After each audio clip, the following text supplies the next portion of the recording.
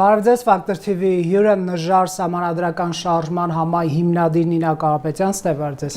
Կարապետյանց 2025-ին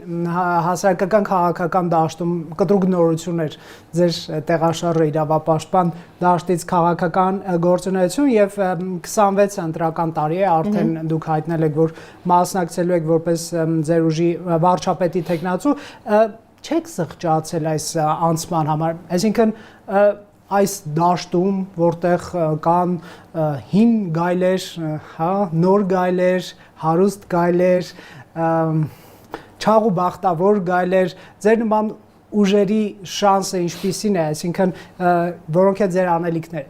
Մի հատ հին անեկդոտ կար է, ասում է լավ, այս ընտանիքում մեկը նորմալ ծնունդով չի ծնվել, ես չեմ հասկանում, այդ պատմույն տրամաբանության մեջ, լավ, հասկացան։ Հարաբերական է, բոլորը գայլեր, մեկին չվիրավորել։ բոլորովին հատկապես հաշվի առնելով են հանգամանքը, որ շատ-շատերի հետ մենք եւս դա նորմալ քաղաքական process է, մի հատ սիրուն բառ ասում են քաղաքական կոնսուլտացիաներ։ Այդ քաղաքական կոնսուլտացիաների մեջ շատ-շատերի հետ հանդիպել ենք, խոսել ենք, քննարկել ենք, այնպես որ ամենայն հարգանքով, բայց այս գայլերի ֆոնին պիտի ասում եմ մի հատ մարդ լինի, որը որ սկզբունքների եւ արժեհամակարգերի համար է կռիվ տալ։ Չէ, ես մի հոգի չեմ իրականում, նախ թիմը ինքը իրանով մեծ է եւ էլի մարդիկ կան, ովքեր իսկապես իրենց պայքարի հիմքում դրել են սկզբունքները, արժեհամակարգը, ես ոչ առաջինն եմ, հույս ունենամ ոչ վերջինն եմ լինելու, բայց պիտի ինչ որ թարմություն լինի, լավ, չհոգնեցին, ասում են, մեր հասարակությունը սկզբունքորեն հոգնել է այն ամեն ինչից, ինչը որ միջև այս պահ իրան հրամցվել է։ Իսկ մեր հասարակությունը կին առաջնորդների տեսնում է իրեն որպես ղեկավարող, չէ՞ որ դուք հավակնում եք լինել վարչապետ, մեր հանրության մոտ ինչքանով է այդ պահ հասունացել, որ մենք ունենալու ենք կին առաջնորդ։ Մենք շատ սպეციფიկ վիճակում ենք գտնվում եւ նախկինում եւ հիմա եւ ապագայում էլ մեզ դեր երկար ճանապարհ է դժվար սպասելու։ Տեսեք, մենք կանանց հետ կապված ունեն իհարկե ունեն վերապահումներ, կան կատեգորիաներ, որոնք ասում են, չէ, ասում կինը ուր, կինը վարորդ չեք խոսում, կինը չգիտեմ ինչ, ասում պաշտոնյային չեք խոսում։ Բայց մի յուրահատուկ դեպք ունենք, որը որ ես կարծում եմ ուրիշ որևէ եկեղեցում օրինակ չի կրկնում։ Տեսեք, մեր հայ առաքելական եկեղեցու գլխավոր խորանի վրա կնոջ պատկերն է երեխայի հետ։ Սա երևի ամենալուրջ պատասխանն է այս տեսակ բոլոր հարցերի։ Եվ անգամ եթե մեզ մահկանացու կանանց չի թույլատրվում բարձրանալ այդ բանի, հա, ոնց է կոչվում բառը մոռացա ներողություն, վերև բարձրանալ, այսինքն ինչ որ շեմից առաջ անցնել, ապա այն վերևում դրված է այնուամենայնիվ կնոջ նկարը, կամ չկա ընդհանրապես ոչինչ, կամ կնոջ մոր նկարն է երեխայի հետ։ Հետևաբար սա ենթագիտակցության մակարդակի վրա դրված հարց է, եւ ես կարծում եմ մենք արդեն վաղուց պատրաստ ենք, որովհետեւ սերնդափոխություն տեղի ունեցավ։ Եթե սա լիներ 5 տարի առաջ, գուցե 10 ավելի հետ չեմ ուզում գնամ, շատ ավելի դժվար կլիներ, բայց հիմա կարծում եմ նման խնդիր չի առաջացնում։ Այսօրվա քաղաքական դաշտում բարդ չի, դուք նոր եք մտել, կարելի ասել փորձաշրջան եք անցնում, գիտեք ինչ իմաստով, որովհետև քաղաքական գործիչները կարող են արժեքների պաշտպանության դիրքերից մտնել քաղաքական դաշտ եւ հասկանալ, որ ամենևին արժեքների համար պայքար չի, պայքարը ռեսուրսների համար, իշխանության համար, ամեն ինչի համար բացի արժեքների, դուք ինչ եք հայտնաբերել քաղաքական դաշտում։ Չէ, իմ մոտ ոչինչ չի փոխվել, ես շատ լավ պատկերացում ունեի միջև քաղաքականության մեջ պաշտոնապես փաստորեն հայտարարել է, որտեղ ինձ իմ նախկին գործընկերները, քաղաքասարակությունը միշտ մեղադրել են, որ իմ ճառերը, իմ խոսքը միշտ եղել է գրառումները, միշտ եղել են շատ խիստ քաղաքականացված, բայց ասեմ, որ չքաղաքական բան պետության գործառույթների մեջ ուղղակի չկա ու կապ չունի դու որ դիրքում ես գտնում, որ նիշան ես զբաղեցնում, միևնույն է դա քաղաքական է։ Չէ, ոչ մի սարսափելի բան չկա։ Ես շատ-շատերի հետ շփվել եմ նախկինում, հետևել եմ բնականաբար խոսույթին, գործողություններին, ամենակարևորը գործողություններ, որտեղ կարևոր չի թե ինչ են ասում մարդիկ, շատ ավելի կարևոր է թե ինչ են անում մարդիկ, որովհետև ամենավառ օրինակը բերեմ, որ պատկերացնեք, բոլորովին վերջերս ԿՊԱ-ականները ընդունեցին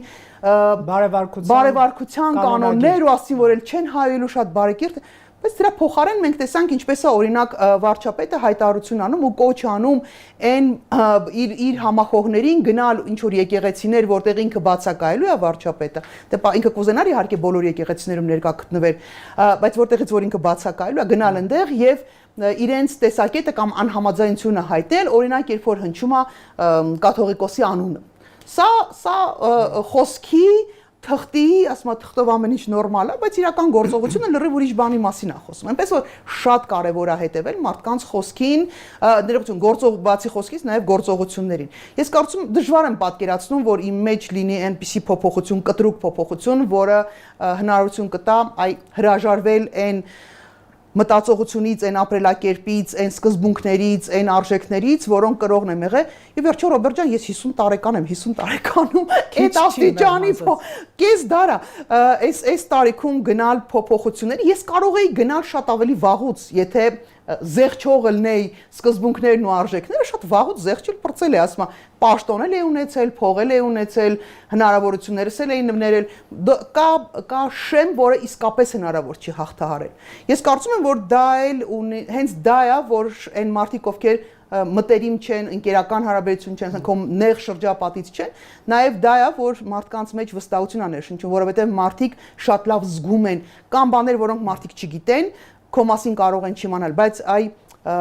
փորձառությունը մեր հասարակության հենց նրա մեջ է, որ ինքը ամեն տեսակ ասում է գելել է տեսել, գազանել է տեսել, սուտասանել է տեսել, դավաճան, ամեն ինչ տեսել են մեր հասարակությունը, այնպես որ հիմա մեր հասարակությունը պակասում է մի բան, այ ազնվություն, պարկեշտություն, արժեք եւ սկզբունքայնություն։ Ես կարծում եմ այդ այնա ինչը մենք կարող ենք որպես նժարսանդրական շարժում առաջարկել, որտեղ թիմի բոլոր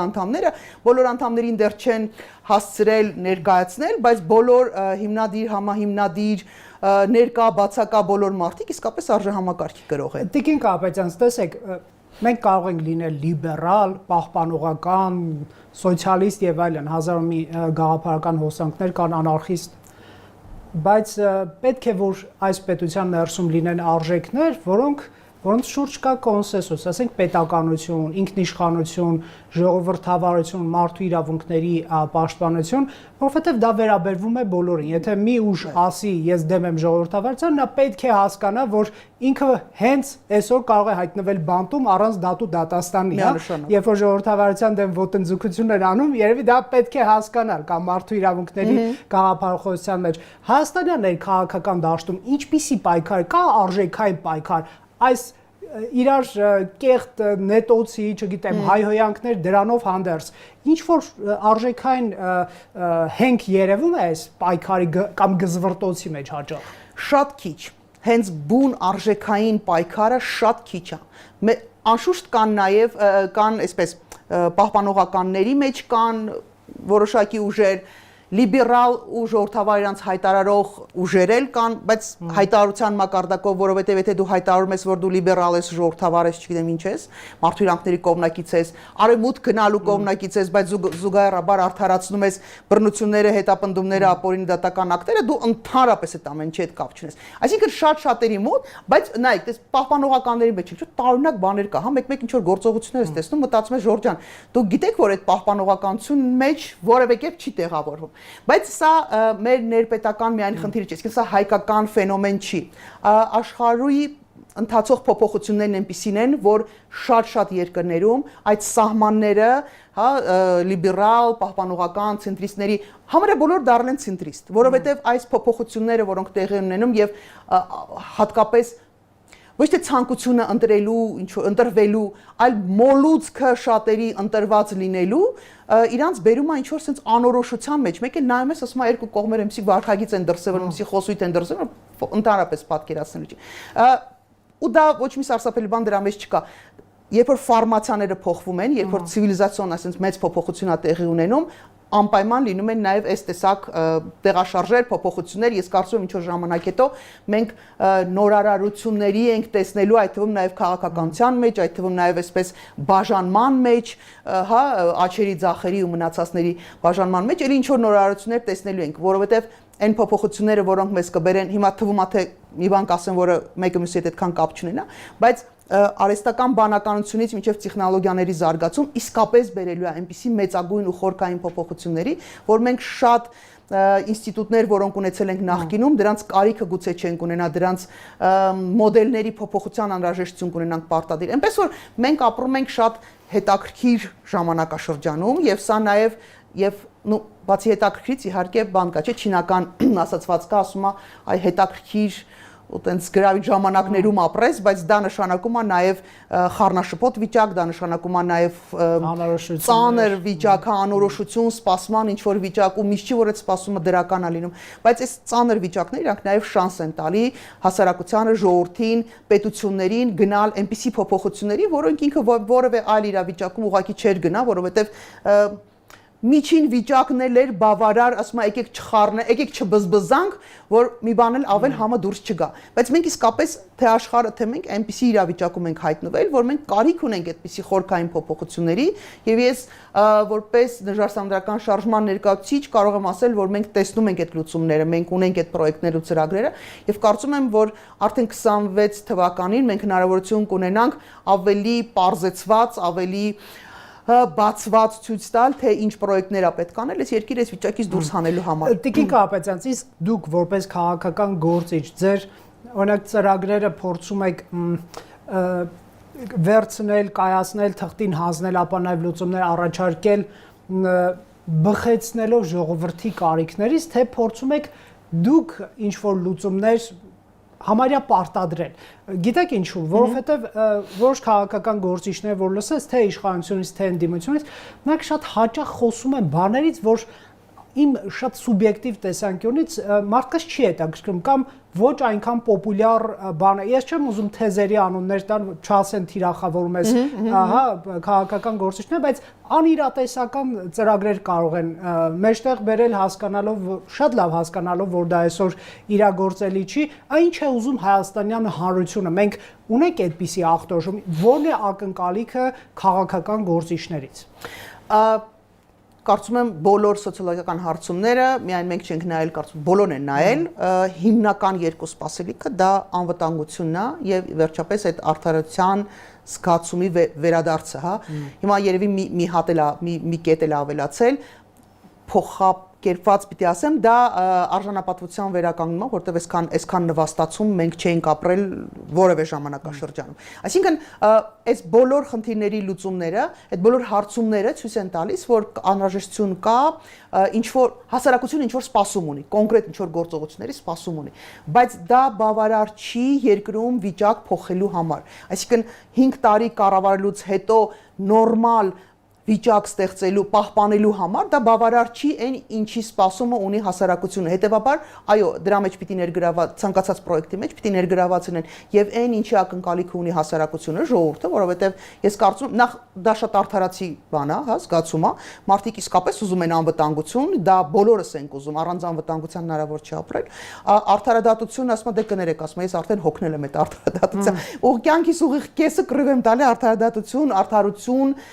Արդարությունը մի քիչ սուբյեկտիվ պատկերացում է, բայց առնվազն գոնե արդարադատության մակարդակով այդ խնդիրը բավականին լուծելի է, հա, այնտեղ բանաձևեր կան, որոնք շատ հեշտ պիտի իրականացվեն։ Եվ մնացած սպասելիքները, որը ունի մեր հասարակությունը, դա շատ նորմալ է այդ ուղղությամբ ինչ որ պրոյեկտներ անելը։ Եվ դա մեր անհրաժեշտություններից էլ է բխում որպես պետություն։ Բայց կան գործողություններ, որոնք գուցե հասարակությունը լավ չի պատկերացնում կամ մի քիչ դժվարություն կա ամբողջական պատկերը պատկերացնելու, հա, մի քիչ հեռահար ավելի պրոյեկտներ են։ Այս պրոյեկտները պիտի առաջարկի քաղաքական ուժը, որովհետև դու ստանձնում ես պատասխանատվություն ոչ թե այդ մի կարճ ժամանակի համար, ում համար կարճ, ում համար չէ իհարկե, այդ 5 տարվա համար չես պատասխանատվություն ստանձնում։ Դու պիտի հիմքեր ստեղծես հետագայում հաջորդի եկող իշխանությունները, որպեսզի չգան ավելի փլատակների վրա, քան դու ստացել ես ժառանգություն։ Շատ լավ, տեսեք, ԱՄՆ-ի ԵՄ-ի հետ գործընկերությունը մեր ձեր ասած տարբեր հարցումների համաձայն որոշակի պահանջված այսպես նարատիվ է եղել, օրինակ ԵՄ-ի անդամակցության հարցադրման բավականին բարձր թվով քաղաքացիներ այո են ասել։ Կա այսպես ասենք իրական անհրաժեշտություն Հայաստանի նաև աշխարհաքաղաքական վեկտորի ընտրության, թե չկա։ Պես ռուսամետներն ասում են միութենական պետություն կամ Ռուսաստանի հետ հարաբերությունները վերականգնում արևմտամետներն ասում են ՆԱՏՕ, ԵՄ եւ այլն, Փաշինյանը ասում է բալանսավորում։ Որն է ձեր տեսակետը այս հարցի շուրջ եւ որպես քաղաքական գործիչ մեր հանրության պահանջարկը դուք արդյոք ախտորոշել եք թե սխալ կլինի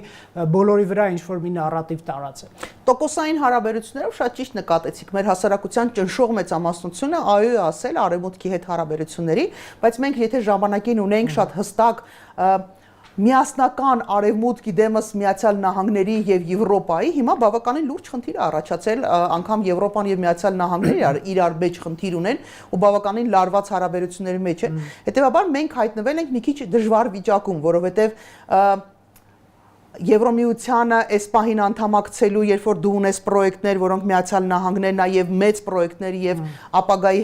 միտված պրոյեկտներ ա դա եւ Nvidia-ի հետ կապված պրոյեկտներն ա եւ Trip-ի հետ կապված պրոյեկտներն ա, որոնք կարող են իրականացվել, բավականին բարդ վիճակում ա դրել։ Իսկ կարծում եմ, որ մենք պիտի շարունակենք բոլոր այն պրոյեկտները, որոնք արդեն սկսված են, բնականաբար որևէ պրոյեկտ չի կարող կանգնեցվել, հատկապես եթե դրանք իսկապես Հայաստանի համար տեխնոլոգիաների զարգացման հնարավորություն են տալու, որովհետև հաջորդ 100 տարին լինելու է բացառիկ գուցե ավելի կարճ հետո նորից փոփոխություն ունենանք, որովհետև իսկապես այն ինչ որ մենք ունենք այս պահին փոփոխություններն ու զարգացումները մեզ լրիվ ուրիշ աշխարհում ենք ապրելու, երևի 5 առավելագույնը 10 տարի հետո ամբողջ մոլորակը ուրիշ տիպի բնույթի աշխարհում ապրելու։ Եվ իրականում ունենալը նույն Nvidia-ի հետ այդ արհեստական բանականության կենտրոնը դա նշանակում է ինչ որ մի քայլ առաջ գտնվել ինչ որ երկրներից, հա։ Այս պարագայում պետք է շատ հստակ պատկերացնել, որ ամենամեծ կոնֆլիկտը դա ոչ թե Միացյալ Նահանգներ, Եվրոպա, ասենք Ռուսաստան, չգիտեմ մնացած բոլորն, այլ Միացյալ Նահանգներ Չինաստանի մեջ է, որտեղ որ ակնհայտ է, որ կան երկու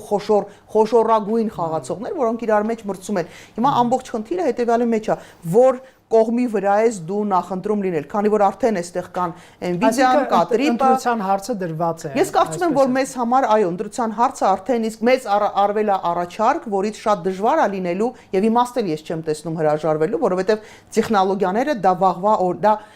այսօր երեկվա, այսօրվա եւ հատկապես վաղվա օրն է լինելու եւ չօգտվել այն մեկնած ձեռքից, որը արդեն մեկնված է,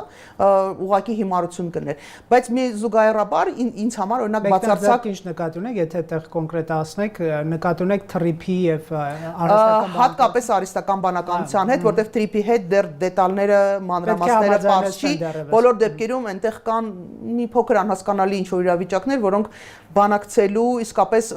դետալները սատանան դետալների մեջ է, գիտեք։ Բայց մյուս կողմից էլ ես չեմ իսկապես անկեղծորեն չեմ հասկանում այն ուժերին, որոնք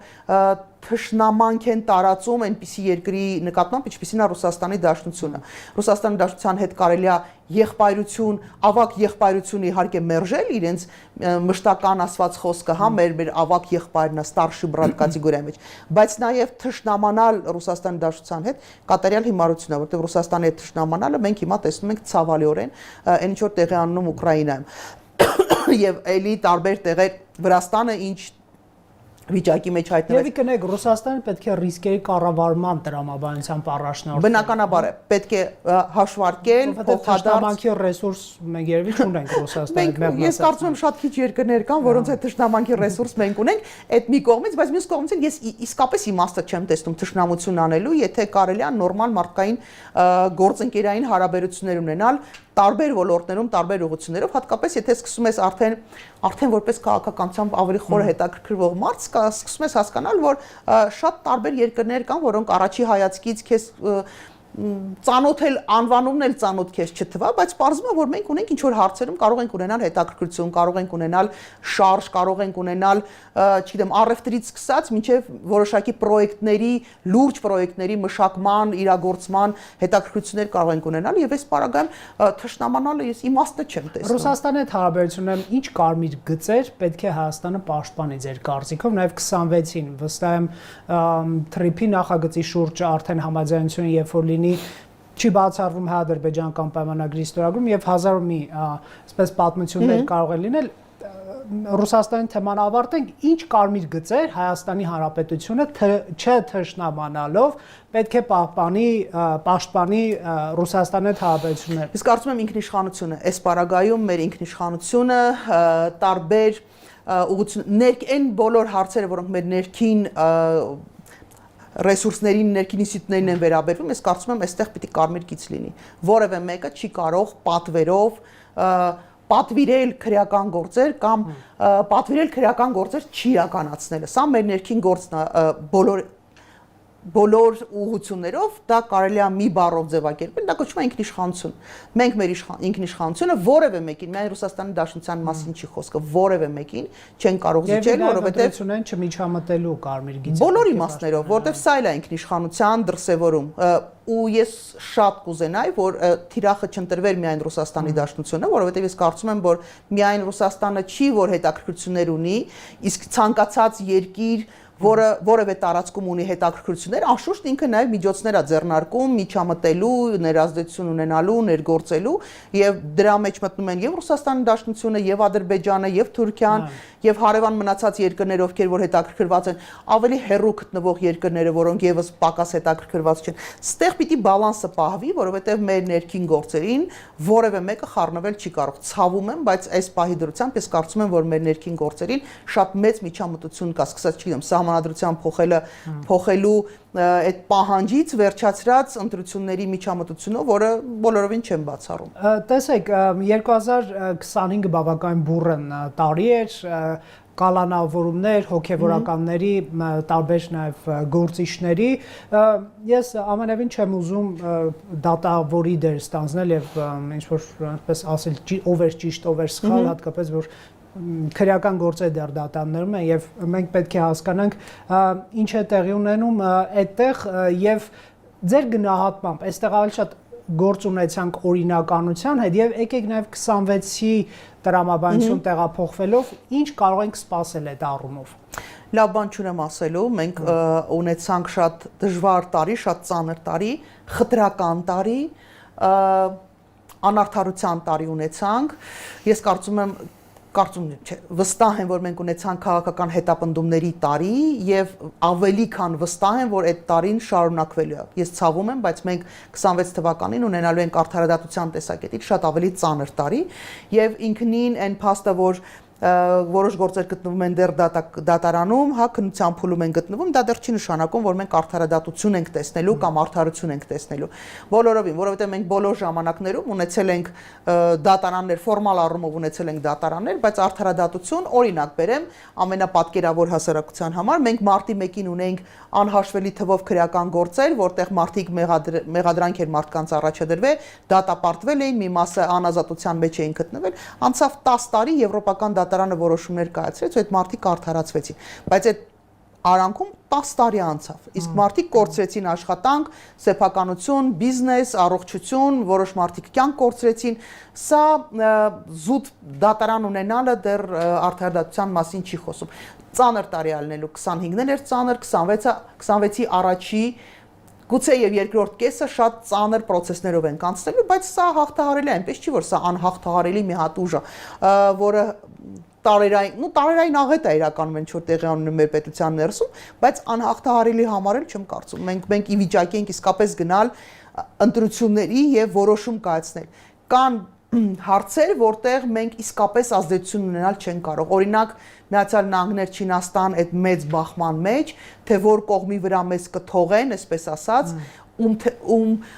այսպես պատկերավոր ոնց ասեմ, հա, որ բանում ճամբարում մեզ կընդունեն, դա շատ դժվար է ասել, բայց ոնց հասկանում եմ լավ տեղ են գնում, ճիշտ ուղղությամբ են գնում, ըստ ներդրումների, ըստ պրոյեկտների, ես բոլորովին դեմ չեմ այդ process-ին։ Այս process-ի վրա ազդելու հնարավորություն մեզ համար ցանկալի process, արդյունք ստանալու տեսակետից, դա եկեք ազնիվել ենք, մենք չենք կարող։ Բայց այն ինչ որ մեր երկրի ներսում է տեղի ունենում, դրա վրա հանգիստ փակ աչքերով կարող ենք ազդեցություն ունենալ։ Հարց, որ ավելի մանրամասնենք, տեսեք, անկախ քաղաքական նախասիրություններից եւ այլն, եկեք համաձայնվենք, որ երբ որ երկրում բռնության, կոչերի, ատելության, թշնամանքի մթնոլորտ է, կապ չունի ով է հայհոյում։ Դա չափազանց բացական է, այսինքն մարդու օրը կարող է փչանալ, օրինակ արժեում հերթական տուրու դմփոցի մասին տեսանյութերից, հայհոյանքներից, դա անձամբ ինձ այստեղ նստած չի առնչվում, ոչ էլ ձեզ, բայց Մեկ մասս տրամադրություն է ընկնում եւ խնդրեմը նաեւ այն է, որ պետության առաջիկայի ապագայի մասին ստեղծարար բանավեճ չի դա կռիվ կինո է ոչ մի բանի մասին իրականում քաղաքական գործիչներին հաստատ իրենց ընտրողները դա չէին պատվիրակել եւ 26 լինելով ընտրական տարի ինչ որ մի բան հուշում է, որ մենք պակաս չենք ունենալու նման սցենարներ։ Նաեւ մեր զրույցը ամփոփենք, հա, ինչ անել, որ մարդիկ դադարեն բաժանվել այսպես Փաշինյանականների, Քոչարյանականների, թրքամետների, ռուսամետների, արևմտամետների եւ չգիտեմ ինչա մետների, հա, այսինքն չլինեն հայերի եւ հայաստանցիների տարբեր տեսակներ, ունենան գաղափարական բաժանումներ, բայց ոչ ներհասարակական թշնաման կա դեղատոմս։ Սկզբի հետ համաձայն էր, որ դա իսկապես ընդունելի չի ատելության խոսքը, բռնության կոչերը բոլոր պարագաներում, բոլոր իրավիճակներում ընդունելի չի, անկախ նրանից թե ով ասում եւ ում հասցեին ասում, բայց համաձայն չեմ այն մասի հետ, որ դա մեր վրա ուղիղ չի ազդում է։ Որովհետեւ բավականին մեր էմոցիաները խառնում են։ Դե բարձրամես ինձ եւ ձեզ ասում նկատի ունեմ ինձ այստեղ չեն ծեծում, բայց Ռոբերտ ջան, մի օր կարող են մեզ էլ ծեծել, այդ ատելության խոսքը ինքը հենց դրանով է վտանգավոր եւ դատապարտելի, որովհետեւ ինքը կումուլատիվ բան ունի, էֆեկտ ունի, ինքը հավաքվելով, ինքը այն մեծ ձնագնդի նման է դառնում ու հետո ճանապարհին սրբում է բոլորիս։ Այն իրավիճակը, այն լարվածությունը, որ մենք ունենք հասարակության ներսում, սա պատահական չի։ Եվ կանխել այս process-ը կարելի է միայն մի տարբերակով, սեփական օրինակով։ Ուրիշ տարբերակ ատելության խոսքը, բռնության խոսքը կանգնեցնելու մեկս մյուսին ատելու, մեկս մյուսին, չգիտեմ, մերժելու ճանապարհով մի տարբերակ կա, ոնց որ ծնողը երեխային ինչ որ բան սովորեցնելու առաջ պիտի սեփական օրինակով ցույց տա, որ դա ճիշտ, միակ ճիշտ վարքագծի կանոնն է, նույն տրամաբանությամբ մարդիկ, ովքեր իսկապես իրենց պատասխանատու են զգում հասարակության առաջ, պետության առաջ, մեր սերունդների առաջ, մեր նախնիների առաջ, մեր նահատակների առաջ, իսկապես եթե դու պատասխանություն ես զգում, կամ մի տարբերակ, դա սեփական օրինակով ցույց տալ, որ կարելի է լինել,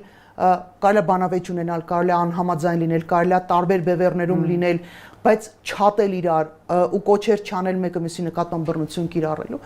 դա պարտադիր պայման է։ Բայց դա դիվիդենդ չի բերի, քաղաքական, այսպես ասենք, թող չբերի։ Ամեն ինչը չի, որ քաշ փող է բերում, ամեն ինչը չի, որ քեզ ձայներ ու լայքեր ու սրտիկներ է բերում, ամեն ինչը չի, որ բաժանես, որ տիրես Տիկին Կարապետյանց։ Չէ,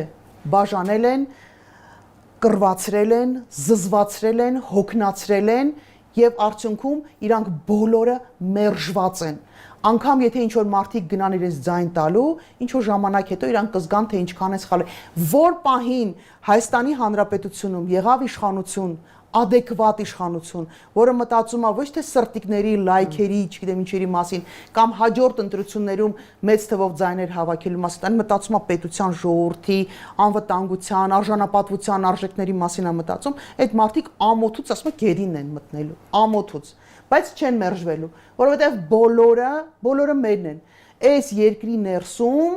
Ուլիքը մարդ կա նաև ասում մի քանի անգամ ավել մարդ կա դրսում, ամբողջ հայություն, ասում մենք ենք ժողովուրդ, ասում ուրիշ մարդ չկա, մենք իրար պիտի յոլա տանենք, մենք պիտի սովորենք իրար սիրել, իրար հետ համաձայն չլինելով շատ հարցերում, մենք պիտի սովորենք իրար սիրել, իրար հետ ապրել, իրար հետ արարել, իրար հետ ստեղծել, իրար հետ մեծ ու լավ, գեղեցիկ, իսկապես արժանի ու արժանապատիվ ապագա պիտի կարողանանք ստեղծենք, ուրիշ տարբերակ չկա։ Ու դրա հնարավորությունը 26 թվականի ընտրությունները տալիս են, ու մենք դա պարտավոր ենք ուղղակի անել։ Շնորհակալ եմ զրույցի համար։ Factor TV-ում հյուրընկալել ենք Նինա Կարապետյանցին։